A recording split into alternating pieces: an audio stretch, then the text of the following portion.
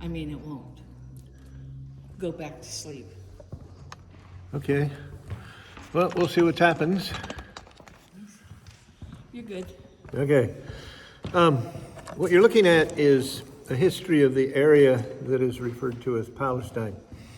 And I wanted to do a real brief take a look at that.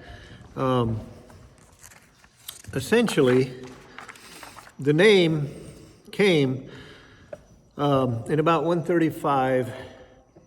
It says CE. I still use AD. I'm old-fashioned. The Romans put down the Second Jewish Revolt, and basically what they wanted to do is they wanted to eradicate any Jewish identity to the area. And the same thing, they renamed Jerusalem. And in the first revolt, the Romans didn't really push the Jews out of the land. But after the second revolt, they did. They scattered them all over the place. And they kind of remained that way. There were always Jews living in the land. There always has been, but a very small number of them. Not very many.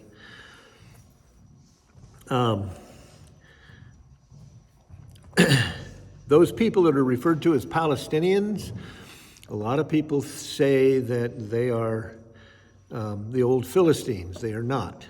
The Philistines migrated down from an area around Greece. The Palestinians are Arabs. They are not the same people at all. But I find it curious that most of the areas that Israel had problems with are the areas they're having problems with today. Some things haven't changed, at least the geographical area.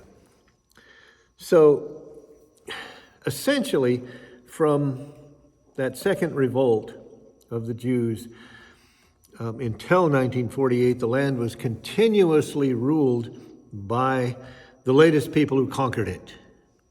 Okay? You had the Romans first, then you had the Byzantine Empire, which was really just sort of like a remake of the Romans when they moved the capital from Rome to Constantinople. And these people became known as the Byzantines, or for the British, the Byzantines. That's how they refer to them. And after the Byzantines, you had the Persians that took it over, and then the Byzantines took it back. And then you had the Umayyads, which were Arabs, and then the Crusaders came in, and they ruled over that land for about 200 years, pretty close. And then the Ibids, which were also Arabs, took it back over. And then you had the Mamluks, and lastly you had the Ottoman Empire, which was Turkish. Basically, after the First World War, the Turks sided with the Germans in the First World War, and they wound up losing that. And so the land at that point, after the First World War, fell to the British Mandate. So Britain was ruling over it, okay? And there's a great movie out there called Exodus, which is kind of a neat movie to watch. Paul Newman talks about that whole story, about how they became a nation again. And then in 1948, the land went back to the Jewish people, at least a portion of it did, okay? And basically, it was the first time that there had been a Jewish state there since the Romans pushed them out. There never has been a state called Palestine, period. It's never existed. A lot of people want to say that the Jews took over the Palestinian state, but there was no Palestinian state to take over. It's always been ruled by other groups, okay? What happened after World War I is the League of Nations, which later became the United Nations, or as the Jews refer to them, the useless nation. That's exactly what they call it, the useless nation. We'll talk about that in a little bit, why. What happened is the League of Nations took that whole region and they divided it up into all these different countries. That's where you came up with Syria, that's where you came up with Jordan. There was no such thing as a Hashemite kingdom, they invented it. And Saudi Arabia and these places got their borders at that point, but they weren't really borders. They were just invented borders. The original Balfour Declaration, which was going to create the Jewish state, originally it called for Israel to have that whole area between the river and the sea and a good-sized chunk of Jordan too. But that just got chopped up and chopped up and chopped up. And Britain finally, what they finally offered the Jewish people was a chunk of the land between the river and the sea, and the other part would have been what they called a Palestinian state.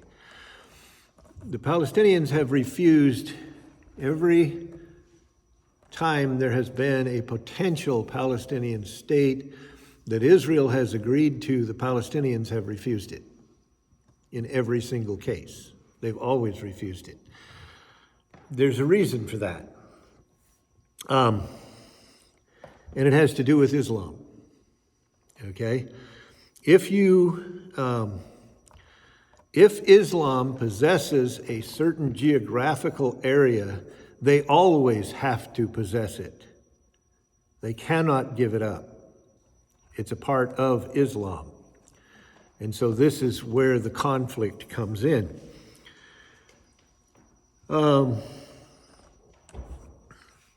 Israel started out with that narrow strip of land.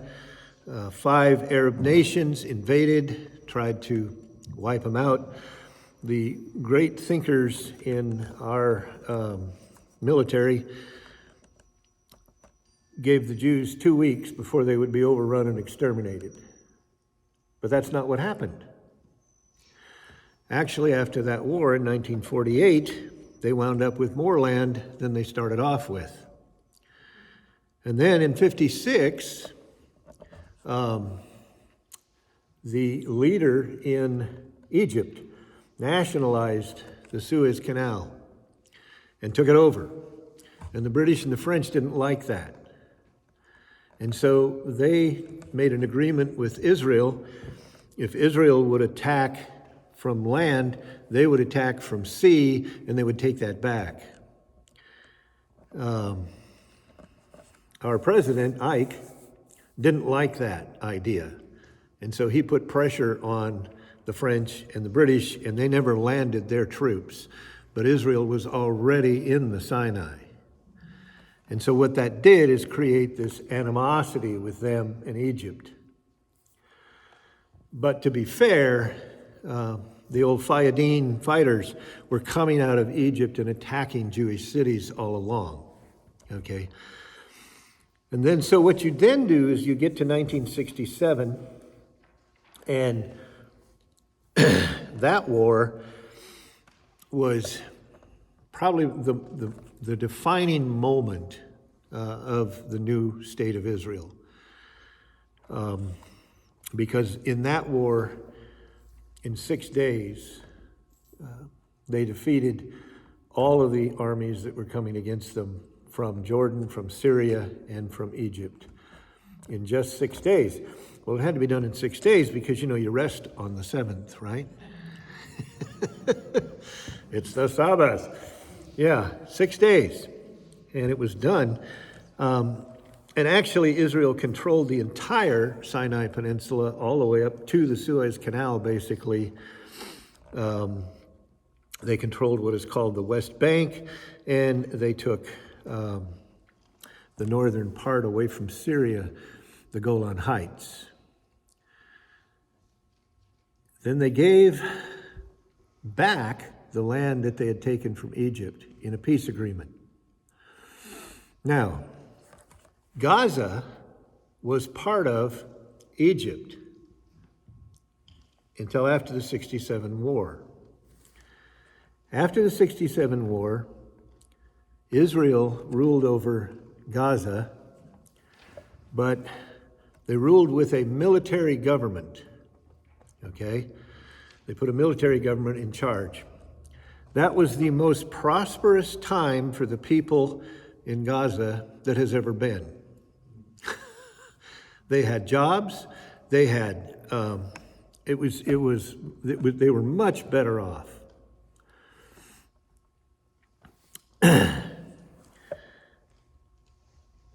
But, so why, when they returned the land back to Egypt, didn't they return the Gaza Strip back to them? You'd think Egypt would have wanted everything back, right? No. Actually, there was a statesman in Egypt at the time was asked that very question, and at that time he said, well, the Gaza Strip has 800,000 Palestinians, and that's essentially 800,000 headaches for Egypt. They didn't want it back. And they never have wanted it back. You notice that in a lot of the protests that are going on, they talk about the Israeli blockade of Gaza. But do you ever hear them mention the fact that Egypt also blockades Gaza? No. They never mention that.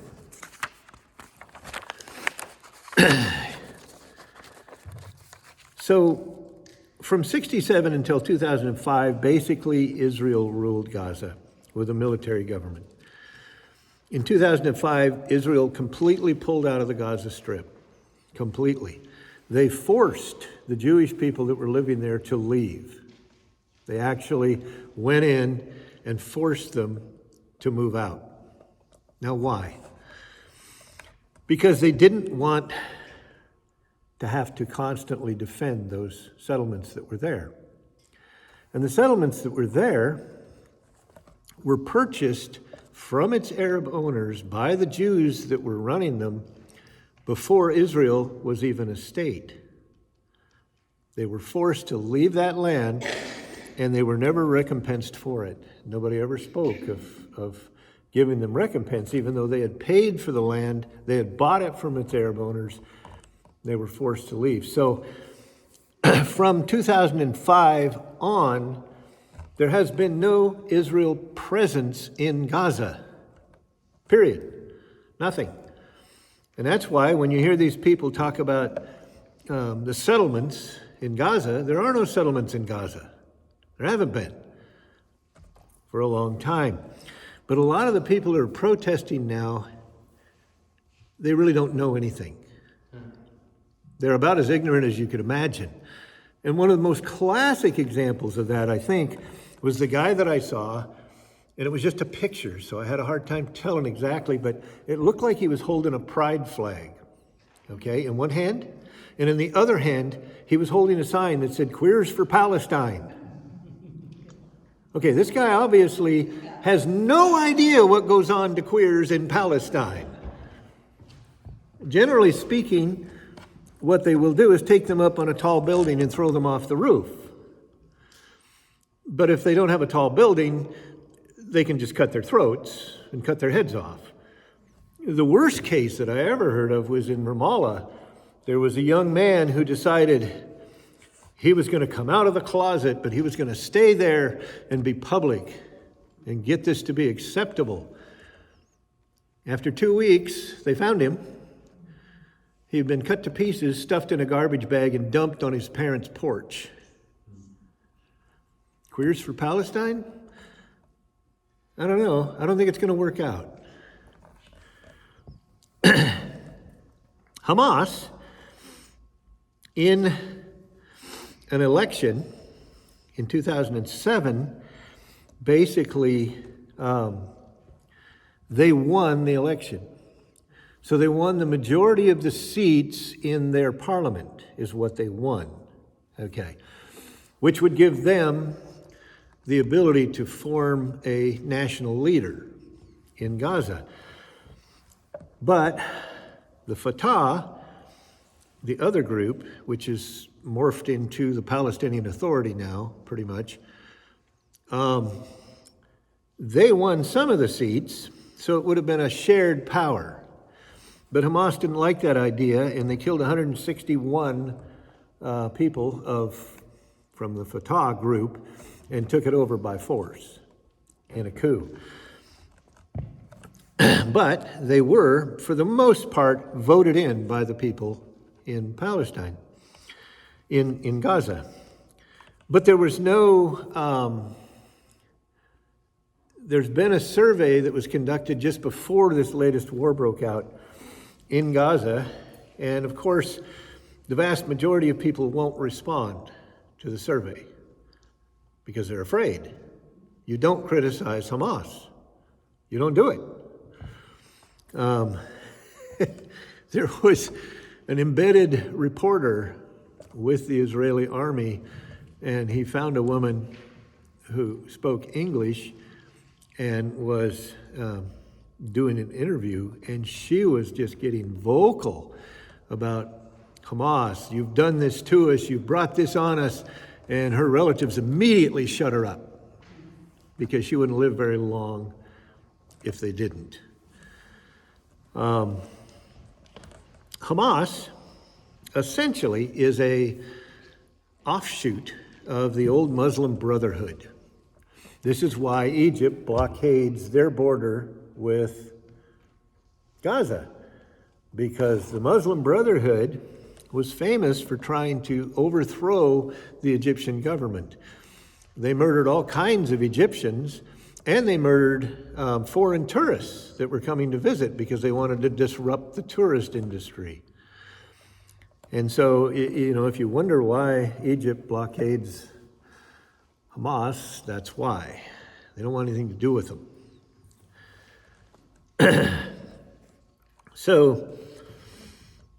But what you find is that Hamas,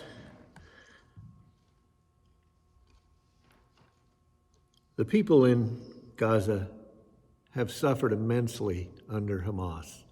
And in that survey, over 45% of them indicated they wouldn't mind seeing Hamas go. They had no idea what they were getting. And so that kind of takes us to where we are.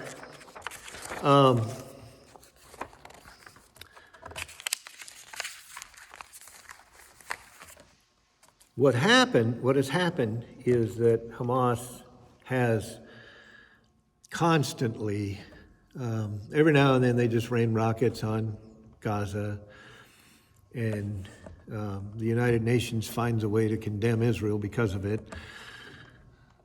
I've never really figured this out, but there are more resolutions against Israel from the United Nations than any other nation, period. In Gaza, absolutely unbelievable amounts of money have been poured into it. The United Nations poured in over $414 billion in 1 year. Qatar has poured in billions and billions of dollars, supposedly humanitarian help in Gaza. But what has actually happened is Hamas has siphoned most of that off, and they've used it to build rockets and buy weapons and all of that kind of stuff, and build all of their tunnels that they've built underneath of that whole region, really. Israel was sending water in before this conflict broke out because they didn't have enough water. They have a desalination plant that has been built by the United Nations, but they haven't maintained it. They've got plenty of money to maintain it. They just haven't done it because Hamas wanted to use the money to eradicate Israel.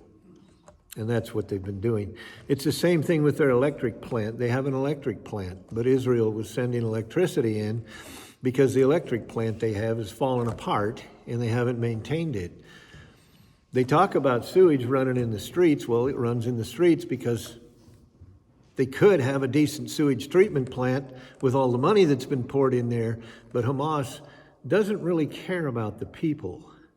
They care about their ideology. I just want to add, also, the main leaders, their generals are multi-millionaires that have mansions. Oh, yeah. Yeah, so.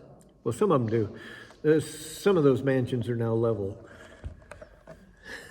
They don't exist anymore. But I want to get to biblically how this all fits together. Okay, and so actually I've got a bunch of these. If you want to take one and pass it around. And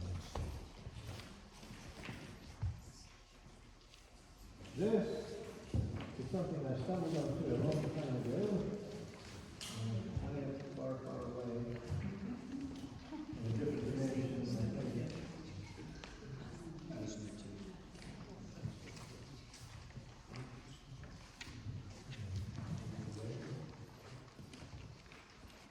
Everybody got one? Okay. Okay. So, what this is,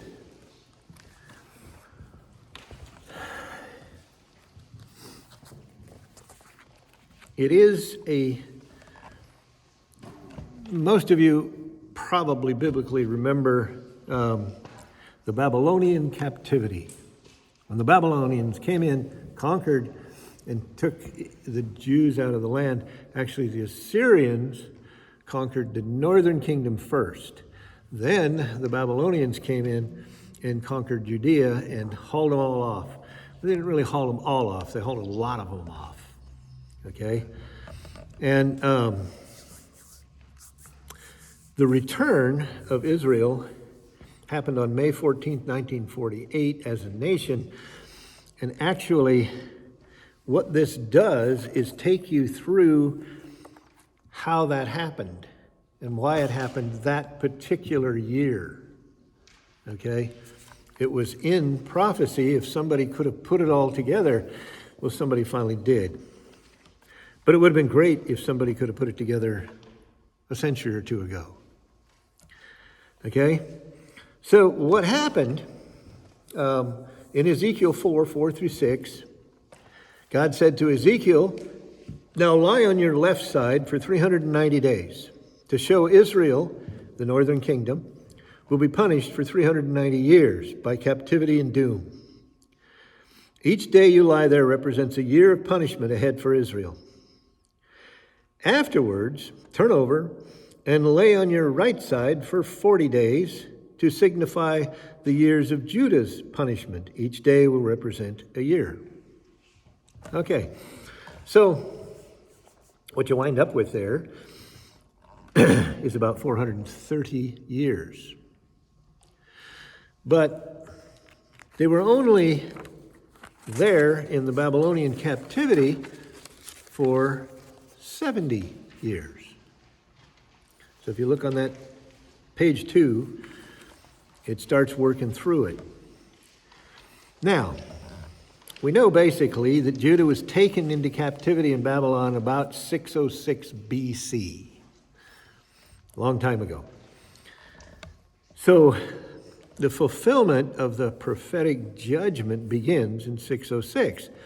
So if you take 430 and you minus 70 years, you get 360 years remaining judgment against the people of Israel. But there's no place in the historical record where that comes to a close. But there should be, right? I mean, God's pretty precise. So it should be there somewhere, but it's not. Okay, the reason it's not is actually found in Leviticus. There's a whole list of scriptures there on that page 2 coming out of Leviticus. I don't want to spend a whole lot of time with this because I want to get into the other. But if you look at it, what God says, and after all this, meaning after this captivity, when you come back, if you still don't obey me, I will punish you 7 times over. So you can do the math. Multiply by 7, 360 years. The one thing that I forgot to include in this, really, is the idea that in prophetic time frame, 360 days constitutes a year. It doesn't really matter how you measure it. Now, we know there's more than 360 days in a year, but it doesn't really matter how you measure it as long as you use that measurement throughout what you're looking at, okay? And so what we do is we convert that into days.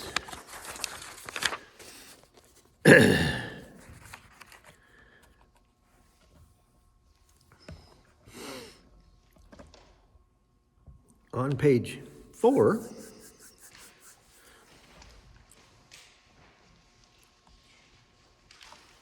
wait a minute, I left out page 3. Where's page 3? Where'd page 3 go? Huh.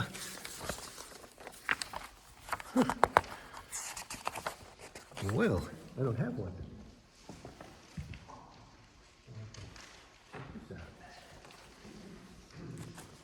Okay, here we go. Page 3. So you take 360, you times it by 7, you get 2,520 years of judgment remaining against the nation of Israel. Then if you times 2520 by 360, you get 907,200 days. Okay. So then, if you do that and you convert it into our years, you wind up with 2483.78 years of God's judgment remaining. Now, when you go from BC to AD, you've got a problem, because there is no year 0, okay? There's no such thing. You have 1 BC and 1 AD, but there's another year in the middle of there. So you have to add a year. And when you do that, it comes out to 1948, when Israel became a nation. Now, why did God allow the Jews to come back? And there's other stuff in there that you can read that it's pretty much in relation to the 67 war and other things. I'm not going to get into it. That's why I printed this out, so that you can look at it yourself and take a look at it. But why did God bring them back? Because he said he would. Not because they've repented, not because they have come back to following God in all of their ways. Not at all. It is for his name's sake that God says that he was going to bring them back. Because he said he would. Now, let's move out of that. You can look that over. I don't want to take up your time all day here today. And the rest of this is what I really want to spend the time with. And you'll want to either sit next to somebody so you can see the pictures. Oh, no.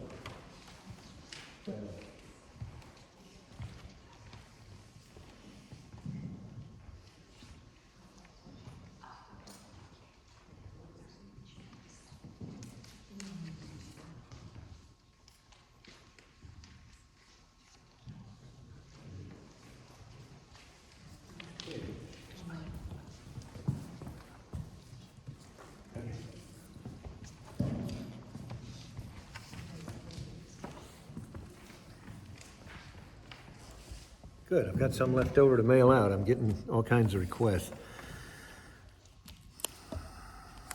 I know people all over the world.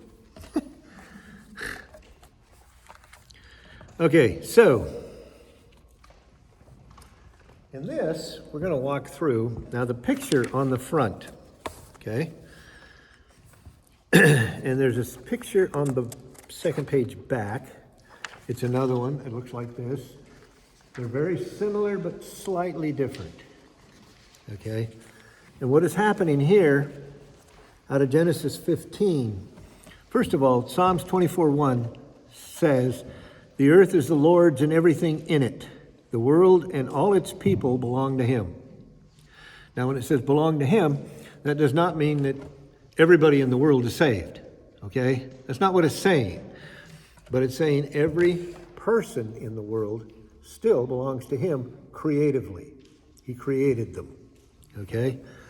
Now, since the earth is the Lord's and everything in it, in Genesis 15, 18 through 21, it says, on that day, the Lord made a covenant with Abram. And on that day is the topic of next week's message. Okay? We're going to look at that, what happened there. But it said, on that day, the Lord made a covenant with Abram, and he said, to your descendants I give this land, from the Wadi of Egypt to the great river Euphrates, the land of the Kenites, the Kenizzites, the Cadmonites, the Hittites, the Perizzites, all of those ites, basically. Okay, and what you're looking at in that picture is roughly what that would entail. If Israel had all of the land that God promised Abraham, okay, now you notice on that map there's this tiny little sliver that's called Israel, okay, but if they possessed all of the land that God has given them, they would possess part of southern Turkey, all of Syria, most of Iraq, all of Jordan, a big chunk of all of the Sinai Peninsula, basically, all of Lebanon, clear over to Kuwait, and even possibly part of northern Iran. And the other, now there's differences how people interpret the border, and that's what this other one shows. So basically, I'm showing you two of those possibilities, okay? That's what that's all about.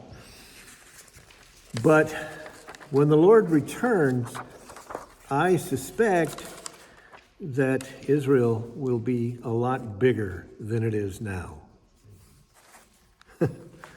And I don't think when the Lord returns that anybody will be able to appeal that decision to a higher court. There won't be one. Okay? What he decides is what it'll be. And I suspect it's given to us in Genesis 15. Exactly. So, the different signs concerning this, one of them is the diaspora, or the distribution of the Jewish population all over the place. The nation of Israel would dwell for many years outside of their country and their promised land. After this time had elapsed, which basically had elapsed in 1948, they would return to their ancient possession. During the Ottoman rule, when the Ottomans were there running things, there were a lot of taxes were very high. It was that's kind of like living here. And they had some really strange things, like they decided that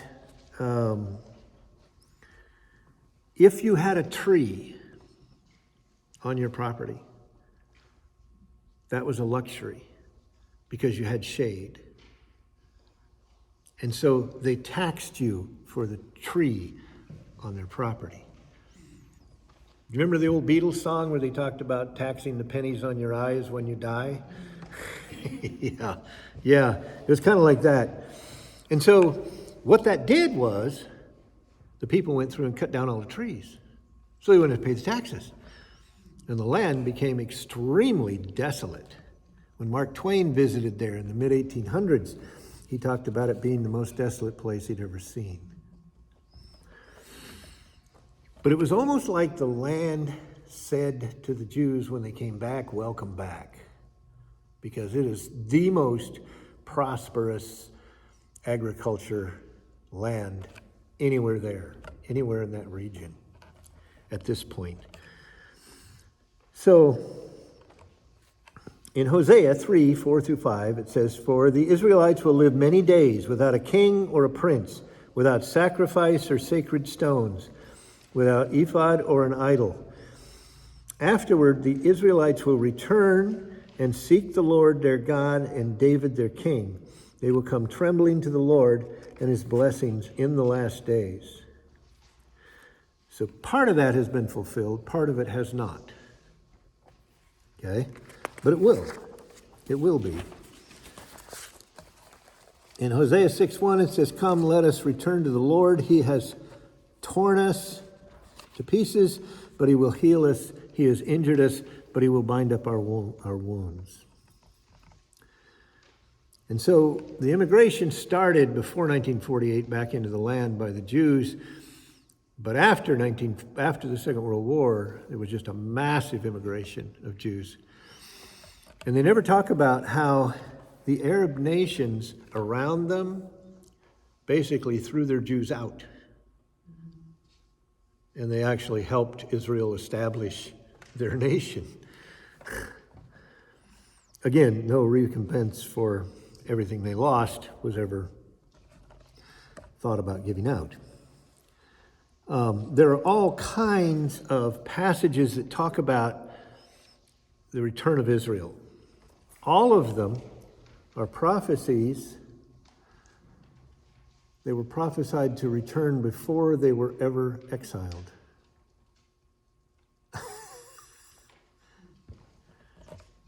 There were prophecies given about them being exiled, but there were prophecies about their return before they were ever exiled. Ezekiel 20:34 says, "I will bring you from the nations and gather you from the countries where you've been scattered with a mighty hand and an outreached arm and outpoured wrath."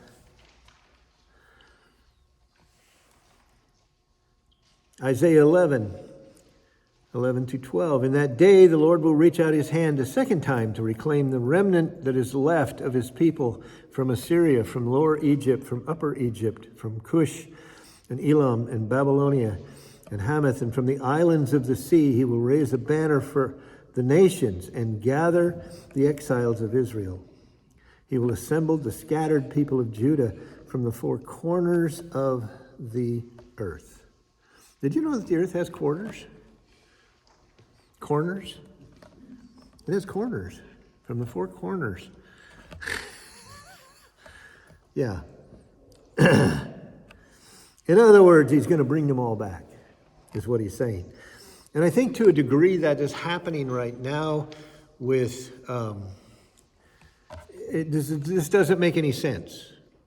But I just read recently of how Israel is processing massive numbers of people trying to immigrate back to Israel right now. Trying to get out of Europe, trying to get out of the U.S., trying to get away from all of the anti-Semitism that's going on. Now you would think, okay, there's a war going on. Would this be the time when everybody wants to migrate back? That doesn't make any sense. But I think God's doing something there. He's gathering the Jewish people back to their land. Ezekiel 37 is where he talks about taking a stick and write on it belonging to Judah. Take another stick, write on it belonging to Joseph, that is Ephraim. Join them together into one stick so they will become one in your hand. What he's doing, he's predicting that there won't be two nations. There won't be an Israel and a Judea. There will be one nation when they come back. This is in Ezekiel 37. Before there was even a thought of them coming back. And so, for the people who saw this prophecy that Ezekiel made in that day and age, couldn't imagine there would only be one country because they had split after Solomon. But there's only one country. Down lower in verse 21, he says, "This is what the sovereign Lord says. I will take the Israelites out of the nations where they have gone. I will gather them all around and bring them back into their own land. And I will make them one nation in the land on the mountains of Israel. And there'll be one king over all of them. and they will never again be two nations or be divided into two kingdoms. Never again. It kind of implies a long time. Okay, one of the other prophecies in Isaiah 66:8, again given before, much earlier, it says, "Who has ever heard of such a thing? Who has ever seen such a thing? Can a country be born in a day, or a nation be brought forth in a moment? Yet no sooner is Zion in labor than she gives birth to her children." The prophecy that the new nation of Israel would come about in one day. Something never before seen in history. And it did. Sign number 4. The exact order of the return, of the major returns, is predicted in Scripture. It says in Isaiah 43, it says, "Do not be afraid, for I am with you." This is God speaking. "I will bring your children from the east and gather you from the west. I will say to the north, give them up, and to the south, do not hold them back." And that's exactly the order of the main returns to Israel. Mostly it came out of the east, out of the Arab nations to begin with. And then after the Second World War, of course, from the west, out of what took place there. And then the very next thing was to the north, mostly Russians. There's, what is it? There's about 9 million Jews living in the land right now, and almost 900,000 of them are Russians. They immigrated out of Russia. You know, well, Holly could tell you this too. We were working at a set of camps over there, and we went into this huge, funny-looking grocery store because we were supposed to do the shopping for the groceries. And I was trying to communicate with different people because, you know, we don't, neither one of us read Hebrew, so we don't really know, you know, they gave us a list to go buy this stuff, and we're not even really sure what we're buying. And what I found is, in that grocery store, I probably could have got along better if I spoke Russian than I would speak in Hebrew. There were so many Russians working there. And then the last is from the south, okay? From what is commonly referred to as Ethiopia, but also Sudan. Actually, in ancient times, South Sudan was what was referred to as Ethiopia in ancient times. It's a little different now. A pure language. In Zephaniah 3, 8 through 10, he says, "For then I will turn to the people a pure language, that they may call on the name of the Lord and serve him with one consent. From beyond the rivers of Ethiopia, my suppliants, even my daughter, my dispersed, shall bring an offering." In other words, that the language, the ancient language of Hebrew, would be reinvented, and it has been. There's a lot of cities in Israel that still bear the ancient names. You can go to Beersheba, you can go to Jerusalem, you can go to a lot of the cities that bear the ancient names. But down in sign number 7, there are some cities, and this is a New Testament passage in Matthew, what Jesus said about 3 cities. He says, "Woe to you, Chorazin! Woe to you, Bethsaida! If the miracles that were performed in you had been performed in Tyre and Sidon, they would have repented long ago in sackcloth and ashes. And you, Capernaum, will you be lifted up to the skies? No, you will go down to the depths. If the miracles that were performed in you had been performed in Sodom, it would have remained to this day." Jesus predicts that those 3 cities will not be rebuilt, and they have not been. They're in ruins.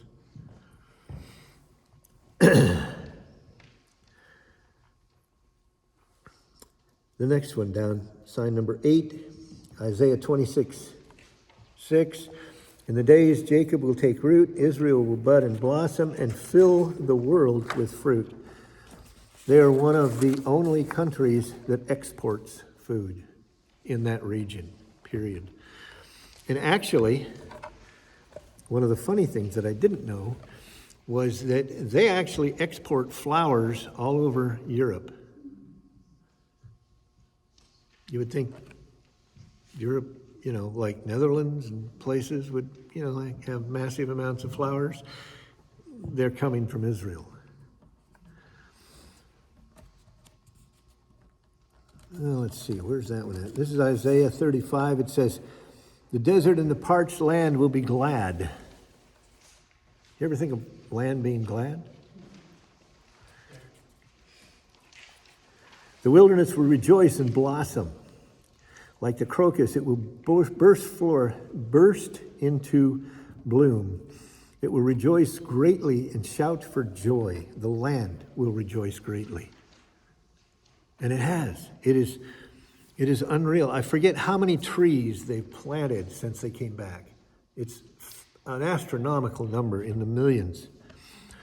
And there's all kinds of places in Israel now that are forests. One of the kibbutzim over there is actually a lumber mill.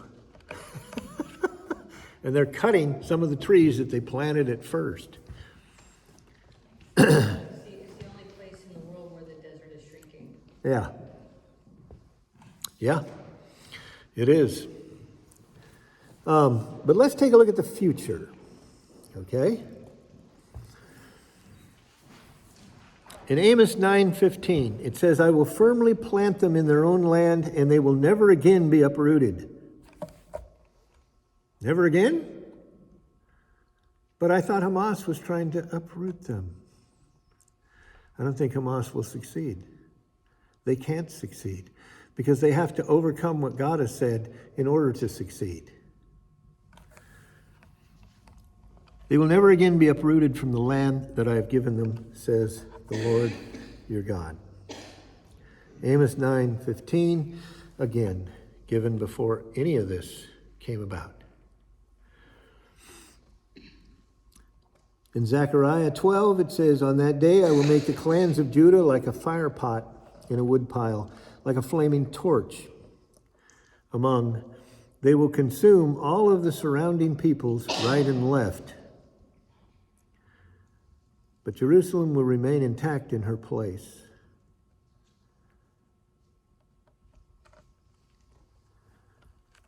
The Palestinian Arabs have been trying to get rid of Israel since they found it again in 1948. I don't know how to tell them this, but it's not going to happen. Now, that doesn't mean that things won't get pretty bad, okay? Doesn't mean that at all.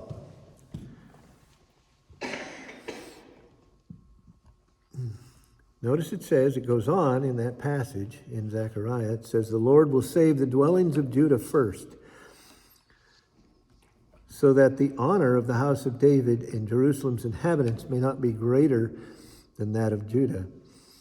On that day, the Lord will shield those who live in Jerusalem, so that the feeblest among them will be like David, and the house of David will be like God, and like the angel of the Lord going before them. On that day, I will set out to destroy all of the nations that attacked Jerusalem." Woo! This is God saying, on that day, I will set out to destroy all of the nations that attacked Israel, to attack Jerusalem. Okay. Zechariah 12:2-3 says, "Behold, I am about to make Jerusalem a cup of staggering to all the surrounding peoples. The siege of Jerusalem will also be against Judah. And on that day I will make Jerusalem a heavy stone for all of the people. All who lift it will surely hurt themselves, and all the nations of the earth will gather against it." Did you ever wonder how things are really going to work out?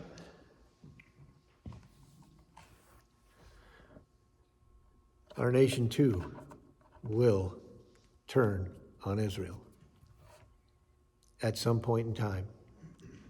Hasn't happened yet, but it's going to. It's coming. Oh, yeah.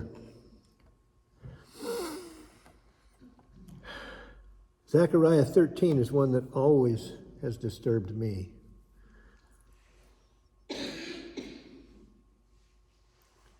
In the whole land, declares the Lord, 2/3 shall be cut off and perish, but 1/3 shall be left alive.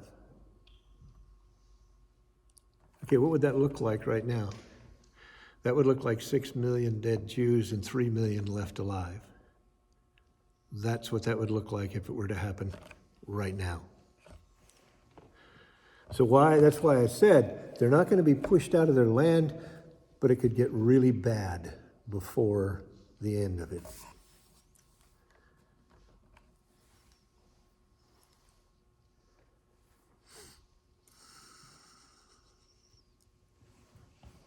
Psalms 83. And we're going to park there for a little bit. It says this, 3 through 8, it says, they have taken crafty counsel against thy people and consulted against thy hidden ones.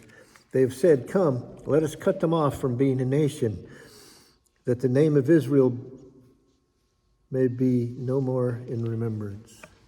Sound like something somebody's been saying lately?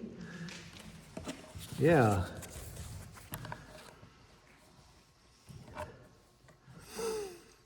A senior member of Hamas has hailed the systematic slaughter of civilians in Israel on October 7th, vowing in an interview that if given the chance, the Palestinian terror group will repeat similar assaults many times in the future until Israel is exterminated. The way that he put it actually is, we will do October 7th over and over again to the 1,000th time if need be. These guys are determined.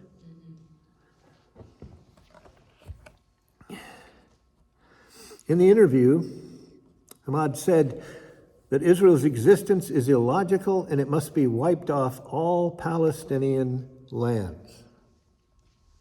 But they're not Palestinian lands.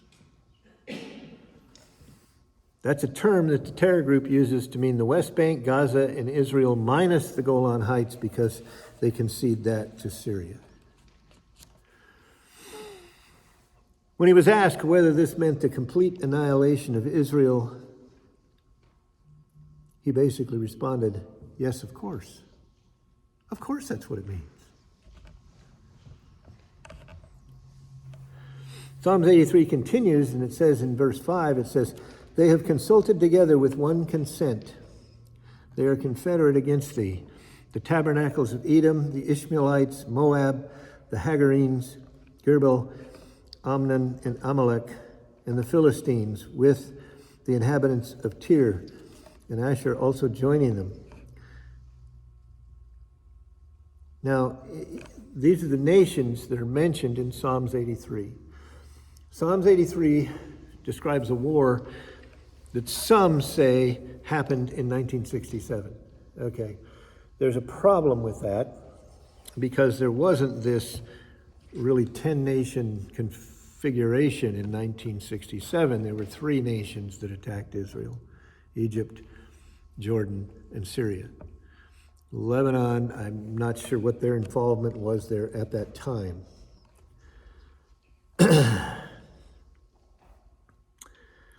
So Edom and Moab and Amnon, basically modern-day Jordan. The Ishmaelites and the Hagarites is modern-day Saudi Arabia. Amalek is modern-day Egypt. Philistia, of course, is Gaza in that area. And Tyre is modern-day Lebanon. And all of these nations, all of the geographical area where these nations existed are the areas that Israel's having problems with right now, except for Jordan. But Jordan, I suspect, will join in eventually. They'll almost have to, because roughly 75% of their population is Palestinians. They won't have much choice. There's also another future war described in Ezekiel. And that's in Ezekiel 38 in verses 1 through 9. And it lists a whole bunch of different nations there too, as well.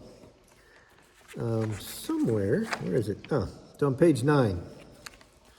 If you take a look at page 9 just real quick, there's a couple of pictures there.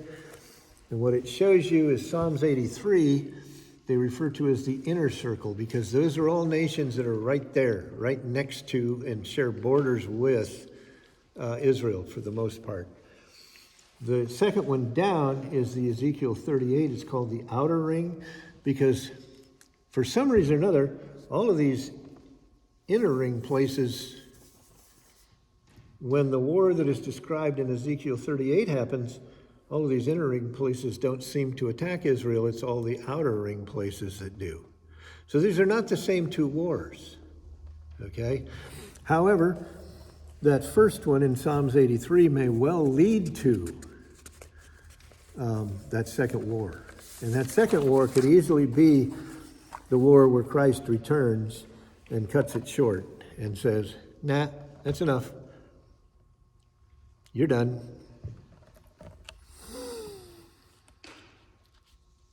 The scripture says,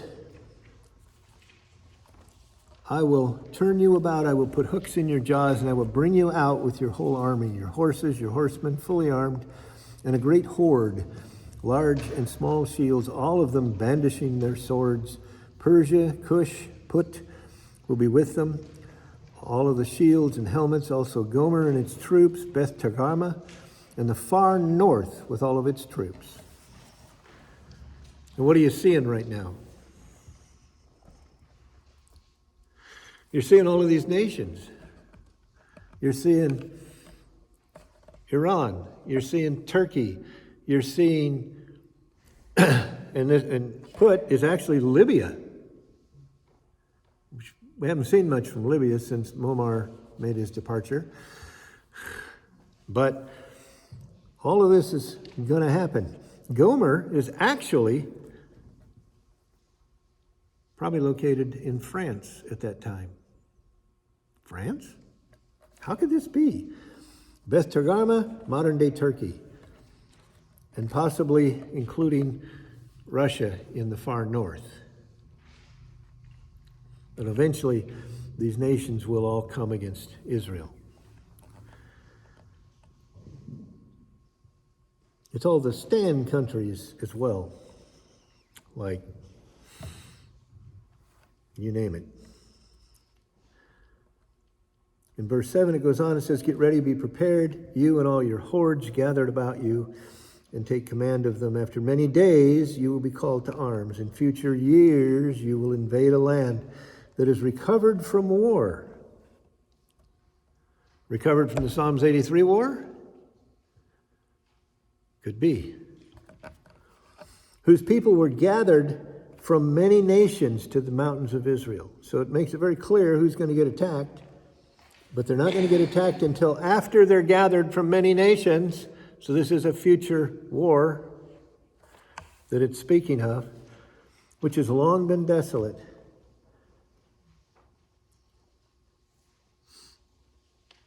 In verse 38, in Ezekiel 38, he says, I will summon a sword against Gog on all my mountains, says the sovereign Lord. Every man's sword will be against his brother, and I will execute judgment on him with plague and bloodshed. I will pour down torrents of rain, hailstones, stones, burning sulfur on them, and all of his troops, and the many nations with him. There's another verse that I don't even have in here when it talks about God will send a fire on their homelands. Ooh. A lot of speculation about what that might be.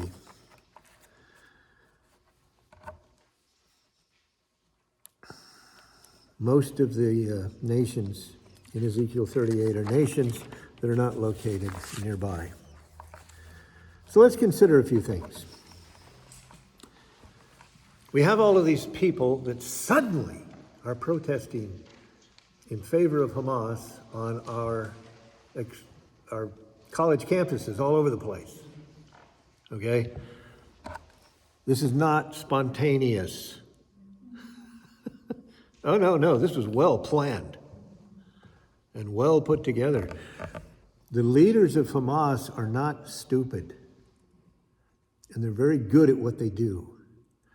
And as far as controlling the media and controlling the reactions, I mean, Israel, they came in and they murdered 1,200 Israelis. Now, to put that into perspective, there's about 9 million Jews. They murdered about 1,200.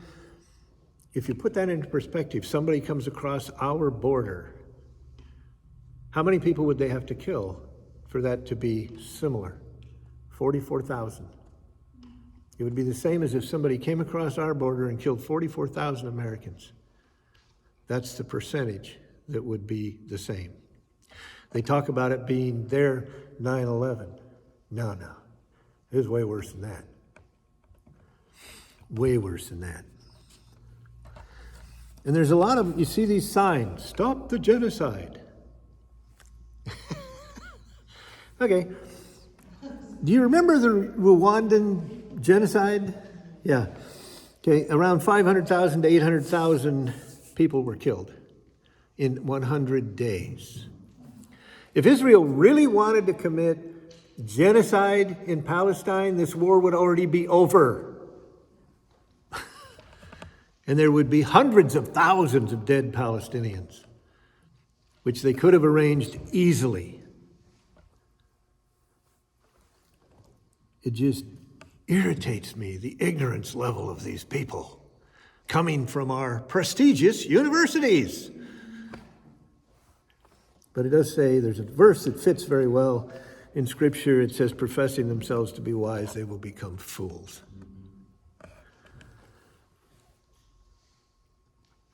The Hamas-run health ministry in Gaza, at the time I put this together, said that more than 12,000 people had been killed in the Palestinian territory since Israel started bombing last month. I find it interesting that we just had a week of truce, and at the end of the week of truce, they're now saying 16,000. Well, who got killed in that week? How? These figures are stupid. They make no sense, and the world takes them at face value. But they're all being put out by a Hamas agency. The same agency that said that Israel had bombed a hospital and killed over 500 people. But the way that what turned out to be true was that actually it was a terrorist rocket that misfired, but it didn't even hit the hospital. It landed in the parking lot. And 3 or 4 people were killed that were in the vicinity. There weren't 500 killed. So, you look at what they say, and then you look at the figures they're giving, and it's way bloated. Israel drops leaflets telling people to flee when they're getting ready to attack a certain place, which is really stupid from a military perspective, because you're telling your enemy where you're going to attack so they can get ready for you. It doesn't make any sense, but they do it because they're not trying to kill the general population.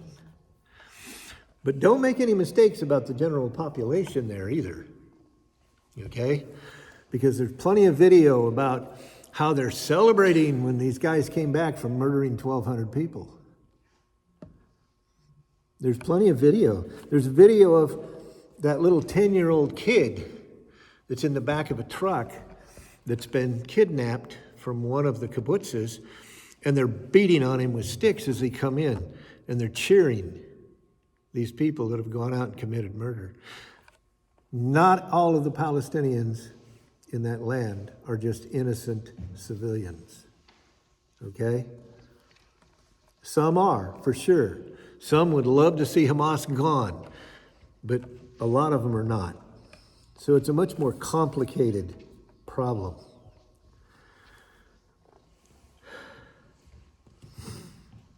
Also, they give the UN a list of who's been killed.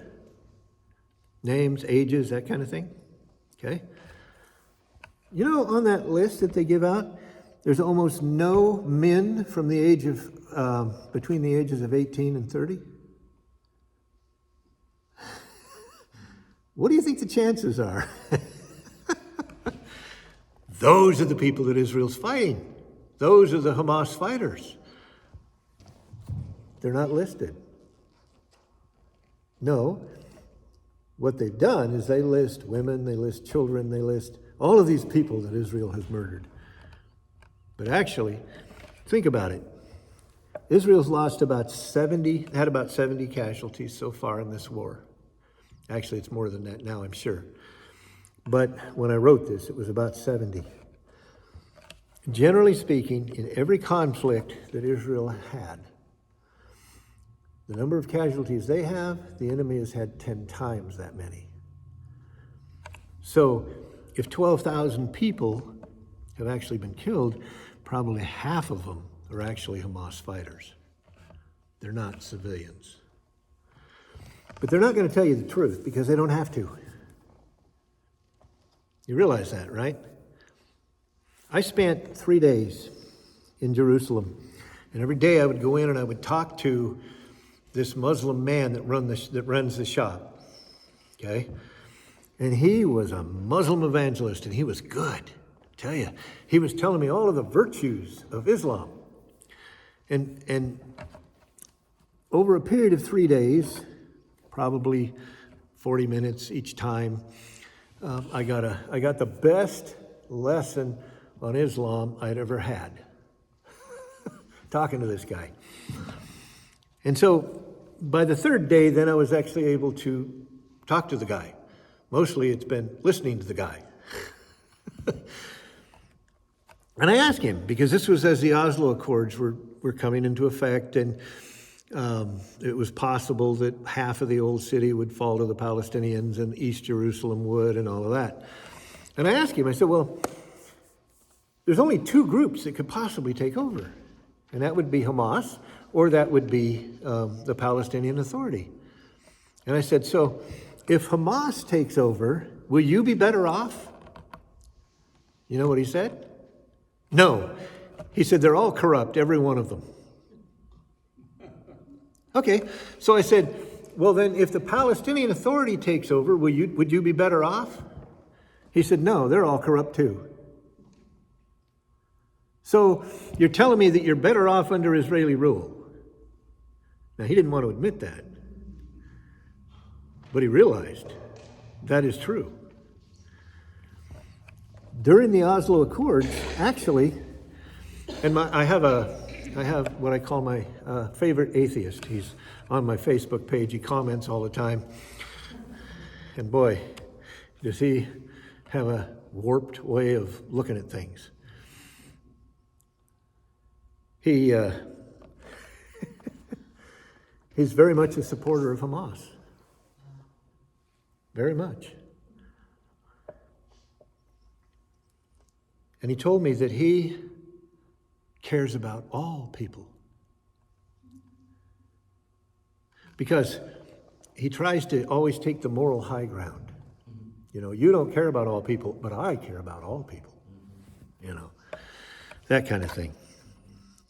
And I said, well, I guess you care about all people except the Jewish people, right? Because you're supporting a group that wants to annihilate them.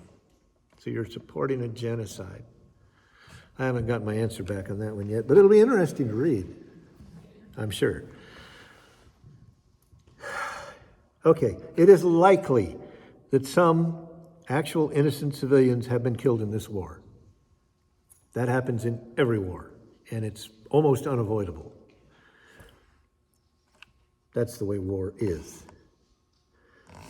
They also talk about the blockade. And we've talked about that already. There was no blockade per se on the Gaza Strip until 2007 when Hamas was voted in. But I think we can clearly see why Israel needed to have a blockade.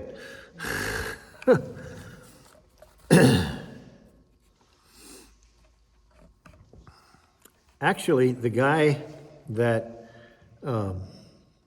said that they would do this over and over again until all the Jewish people were dead, the leader of Hamas in Gaza has said exactly the same thing. just recently. It's, what's his name? It's Yahya Sinwar, I think? Yeah. Yahya Sinwar. He said exactly the same thing. He said, this is what's going to happen. I don't think he's going to live a long time. But we will see. These guys, some of them, man. Hamas, and then you have the Palestinian Authority as well. And this is what our president is pushing to take over in Gaza. The main reason that the people in Gaza voted for Hamas is because the Palestinian Authority was in charge. And they are so corrupt. They wanted something different. They got it. It wasn't better, but they got something different. One of the main people in the Palestinian Authority has basically praised what Hamas did publicly. And this is who our president wants to take over there. And our government is pushing a two-state solution, but Israel goes two-state with who? Who are we going to agree with? They all want to kill us. And they've been offered a state 5 times already. Oh yeah, several times. And they've turned it down every time.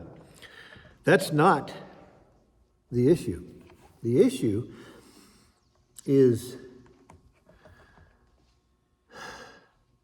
Islam. And I've just become an Islamophobia, I think is what they call it.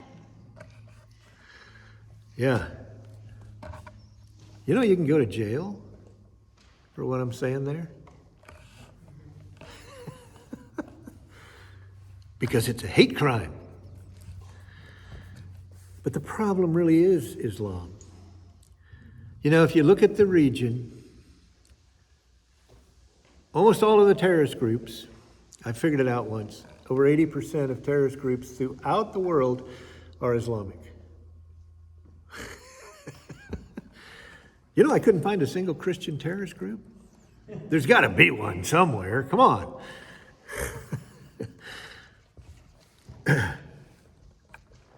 But there's all kinds of Islamic ones. And this is what Hamas is. They're a radical Islamic group. But they're not that radical, really. They're following more purely what Islam teaches. Essentially is what they're doing. France, a while back, told the people in France, there's UNRWA schools, United Nations schools going on in Gaza, okay? And France told them, that organization, that they would no longer print their textbooks unless they cleaned them up. And what they meant by cleaned them up was like the, do you remember word problems in math when you were a kid? I used to hate them, you know? I just had a hard time putting that together. Well, there was a word problem in one of their textbooks, and it said, if there are 5 Jews and you kill 3 of them, how many Jews are left? That was actually in their curriculum. They're educating their kids to hate.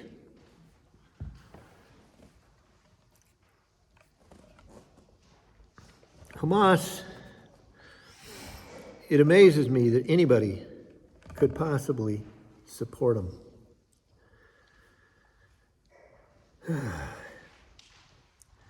Now, what's going to happen in the future, in the immediate future? I had a group that I was taking to Israel. I've canceled that trip now. We were going to go in March.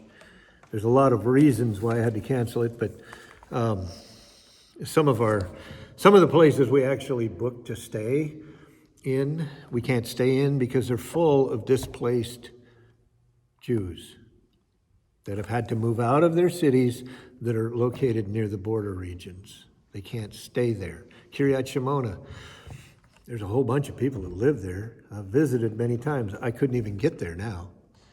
It's got a blockade, a military blockade. Won't let you up there. Won't let you on the Golan Heights. And these people are being housed in youth hostels and hotels right now. You can't hardly get a room. So where's this going to go?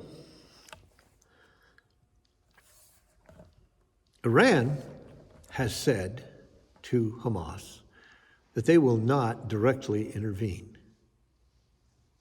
Okay? And this is the reason they gave. Because you didn't tell us ahead of time what you were doing. You mean to tell me that Iran didn't know ahead of time what those guys were doing, even though they were training people in Iran to do it? And funding it, yes. But Iran really, when you boil it down, they're not the main problem. Islam is the main problem. And we have filled our country full of followers of Islam, as has Western Europe. When you notice these people marching in support of Hamas, look at how many of them, and it's the majority of them, they're Muslims from those lands. And yes, some of our college students jump in and participate because they perceive the Palestinians to be the underdogs.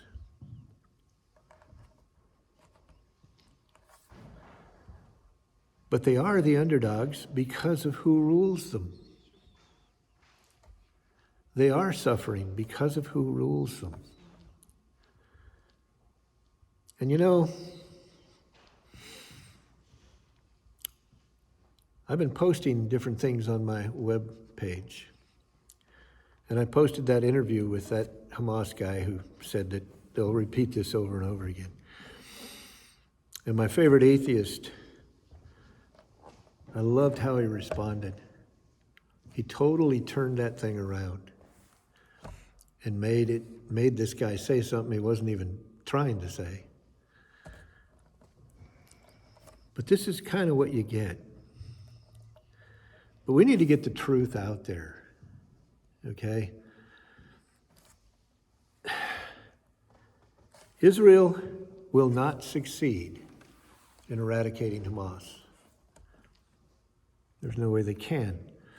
Because you cannot beat an ideology with a military. Hear what I'm saying? You cannot defeat an ideology with a military. You have to defeat an ideology with a better ideology. And we have one. We have one. As Christian believers, we have a better ideology. Do you know in Iran, one of the things that's happening right now, there are more people coming to Christ in Iran than there are in most nations across this world. In Iran, most of the mosques are empty. Nobody goes to them. The problem in Iran is the government and a handful of people. It's not the basic people. There are some prophecies that we didn't even look at. And one of them that makes me wonder is the one that predicts that Damascus, Syria will be destroyed and never re-inhabited. By the way, Damascus, Syria has been destroyed many times in history, but it was always re-inhabited. But this prophecy says it will be destroyed and never re-inhabited. It's coming. And it wouldn't surprise me at all if when it comes, that's what launches that Ezekiel 38 war. But if ever there was a time when we need to speak out, it's now. I had a great conversation with a Muslim at the food pantry that we do. You know what he asked me? He said, you're going to love this. He said, do you think that the church could allow us a room for our mosque to meet?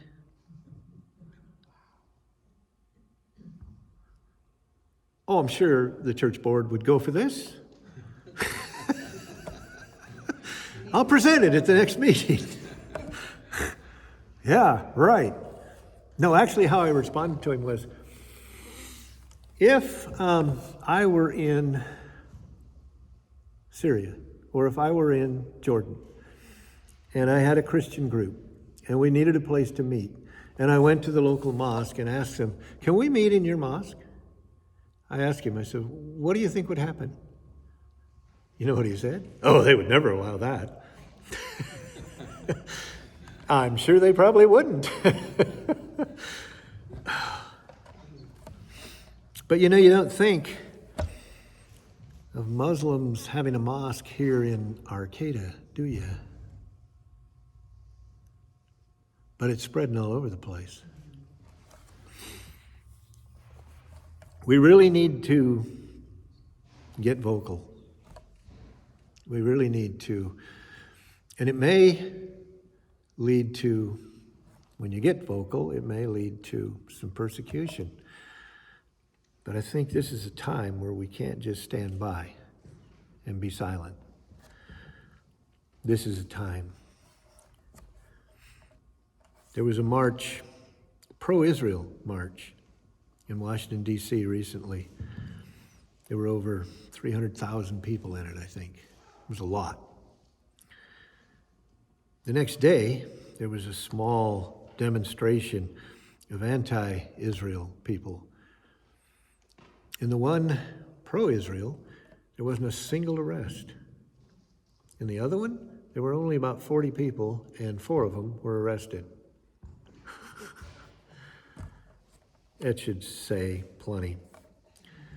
But I would urge everybody to get, when you see things that are not accurate, that are just bald-faced lies, when you see these kinds of things, don't be the silent majority, okay? We have got to speak up, and now is the time. Michael, I've been, a handful of us go to the courthouse with our signs Fridays during lunch hour from 12 to 1. Talk to a lot of people, and we get a lot of, thumbs up, honking and waving and stuff like that, but we also engage people who are defending the Palestinians, and we talk to them. And they don't believe those babies were killed or any of that kind of stuff. I think that's all made up, but I've got extra signs. I have chairs that I put out. I also have colored copies of the hostages that I put down there, and I show them these people are held against their will. So anybody is welcome to come. And if you can't make your own sign, you can borrow one of mine. But I think we have to stand up, we have to speak out, we cannot be silent, because we're next. The German people were fairly silent when the Nazis took over with what they did. And had they not been, I don't think the Nazis could have done what they did. And a lot of... There's a DA, district attorney in the courthouse. He has a big Israeli flag. Wow. And he comes down during lunch hour, and he's waving that flag going up and down the block. And he says, let him try and fire me. They might. One more thing before we go. I don't know how many of you heard about it, but there was a member of the parliament in Denmark who was being charged with a hate crime. Her hate crime was that she posted on her Facebook page 2 years ago, she posted a quote out of Romans chapter 1. That's what she was on trial for. Okay? That's what she was on trial for. I just want to tell you how that came out. The equivalent of the Supreme Court that we have here in Denmark threw the whole case out, said it was absurd. But what this shows is that some of these very left-leaning liberal people will go to whatever lengths to shut up the voice of us. And like I said, we can't be silent, but you're taking a chance if you are. If you're not, if you're not silent, I'm going to be honest about that, because the hate crime kind of things that are happening in some countries, they'll be happening here too. It'll come here. And so, I will go down as an Islamophobe. But I'm really not afraid of them. All they can do is kill us. That's right. That's right. And what does the scripture say about all of those who were held captive by the fear of death? That they've been set free. Now, if you're still afraid of dying, you haven't really experienced that yet. So what does that say? Think about it. All right, let's pray. Lord, we don't know where all this is going. We don't know if Hezbollah will jump in or what's exactly going to happen. And yet we know from your word that your people will not be driven from the land that you've given them. And we also know that those who try to divide your land will be hurt by their own decisions. Lord, I would love to see this country turn back to you. But it very well may be that that's not going to happen. And maybe we will go through judgment as a land. And I pray if that does come, Lord, I pray that we will not go down quietly. That we will go down trying to bring as many people with us into the kingdom, into your kingdom, as we possibly can.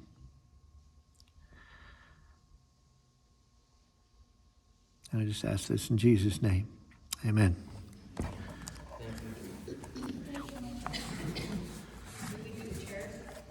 I do have to move all the chairs, yeah. Which, if you guys need to be somewhere, that's fine. Go ahead. I can do it on Monday. No, we can take care of it.